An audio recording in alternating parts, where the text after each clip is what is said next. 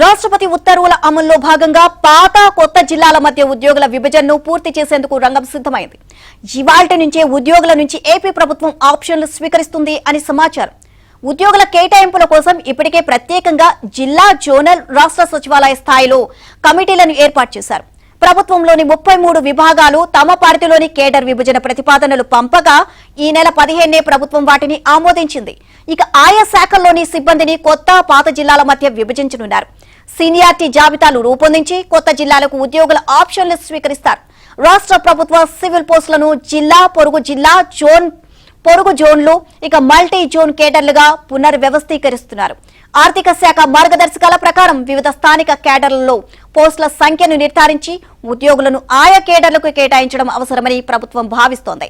ఈ కేటాయింపు ప్రక్రియను పారదర్శకంగా, నిబంధనల ప్రకారం పూర్తి చేయడానికి ప్రతి శాఖలో 3 అంచెల అమలు కమిటీలను ఏర్పాటు చేసింది.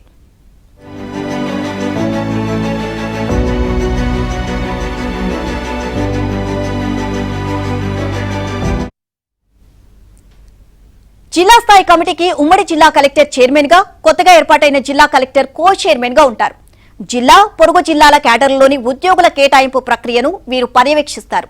శాఖాధిపతి స్థాయి కమిటీలకు సంబంధిత శాఖల అధిపతులు చైర్మన్లుగా, జోన్ పరిధిలోని పాత, కొత్తగా ఏర్పడిన జిల్లాల స్థాయి శాఖాధిపతులు సభ్యులుగా, జోనల్ హెడ్ లేదా శాఖాధిపతి సిఫార్సు చేసిన ఎవరైనా సీనియర్ అధికారి సభ్యుడు లేదా కన్వీనర్ గా ఉంటారు.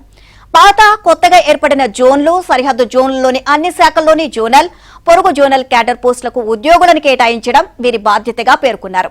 ఇక సచివాలయ స్థాయి కమిటీలో ఆయా శాఖల సెక్రటరీలు చైర్మన్లుగా, ప్రతి మల్టీ జోన్ పరిధిలోని జోనల్ హెడ్స్ లేదా సెక్రటరీ సిఫార్సు చేసిన సీనియర్ అధికారి సభ్యులుగా, సంబంధిత శాఖాధిపతి కన్వీనర్ గా ఉంటారు. పాత జిల్లా పరిధిలోని అన్ని పోస్టులను పరిగణలోకి తీసుకుని కేటగిరీల వారీగా పోస్టుల సంఖ్యను గుర్తిస్తారు.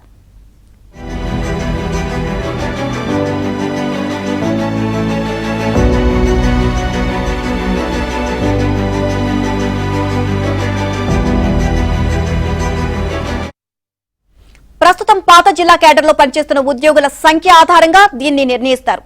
ఉద్యోగుల కేటాయింపుల్లో ఎస్సీలకు 15%, ఎస్టీలకు 6% రిజర్వేషన్లు పాటిస్తారు. పాత జిల్లా కేడర్ ఉద్యోగులు కొత్తగా ఏర్పడిన జిల్లాలకు లేదా మిగిలిన పాత జిల్లా ప్రాంతానికి తమ ప్రాధాన్యాలు ఎంచుకునే అవకాశం ఉంటుంది. ఉద్యోగుల సీనియారిటీ, ప్రాధాన్యతలు, మార్గదర్శకాల ఆధారంగా జిల్లా స్థాయి అమలు కమిటీ చైర్మన్ తుది కేటాయింపు జాబితాను సిద్ధం చేస్తారు. అనంతరం దాన్ని కేటాయింపు ఆదేశాల కోసం సంబంధిత శాఖాధిపతులకు పంపుతారు. జోనల్, మల్టీ జోనల్ కేడర్లో ఉద్యోగుల పంపిణీ కూడా ఇదే విధంలో ఉంటుంది. ఇక రాష్ట్ర స్థాయి పోస్టులు మల్టీ జోనల్ పోస్టులుగా మారిన చోట ఉద్యోగులు 2 మల్టీ జోన్లలో ఒకదానికి తమ ప్రాధాన్యం ఎంచుకోవాలి. ఏ పోస్టు లేదా వ్యక్తి కూడా కేటాయింపులు జరగకుండా మిగిలిపోకూడదు. ఒకవేళ భవిష్యత్తులో ఏదైనా పోస్టును కావాలని దాచినట్లు గుర్తిస్తే సంబంధిత వ్యక్తులపై కఠిన చర్యలు తీసుకుంటారు.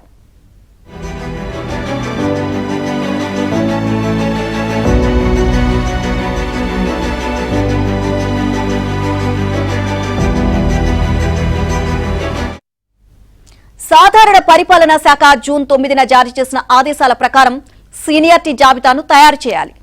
70% అంతకంటే ఎక్కువ వైకల్యం ఉన్నవారు, సదరం సర్టిఫికేట్ ఉన్నవారు, మానసిక దివ్యాంగులైన పిల్లలున్నవారు, పునర్వివాహం చేసుకోని వితంతువులు, cancer, major neuro surgery, kidney, కాలేయ మార్పిడి, ఓపెన్ హార్ట్ సర్జరీ జరిగిన ఉద్యోగుల వివరాలు ధృవీకరిస్తూ సీనియారిటీ జాబితాలో చేర్చాలి. ఈ జాబితా ఖరారైన వెంటనే సంబంధిత శాఖ వెబ్సైట్లో ప్రచురించాలి. ఆ తర్వాత 5 రోజుల్లోగా ఉద్యోగులందరూ తమ ప్రాధాన్యాలు తెలియజేస్తూ అవసరమైన పత్రాలతో ఈమెయిల్ ద్వారా వారి ఆప్షన్ ఫారాలను కార్యాలయం అధిపతికి సమర్పించాలి.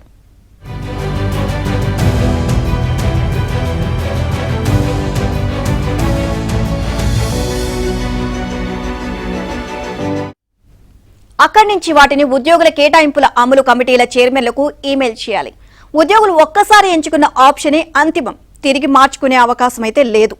ఆప్షన్లు దాఖలు చేయడానికి చివరి తేదీ నుంచి 2 రోజులు ముందుగానే తుది కేటాయింపుల జాబితా విడుదలవుతుంది.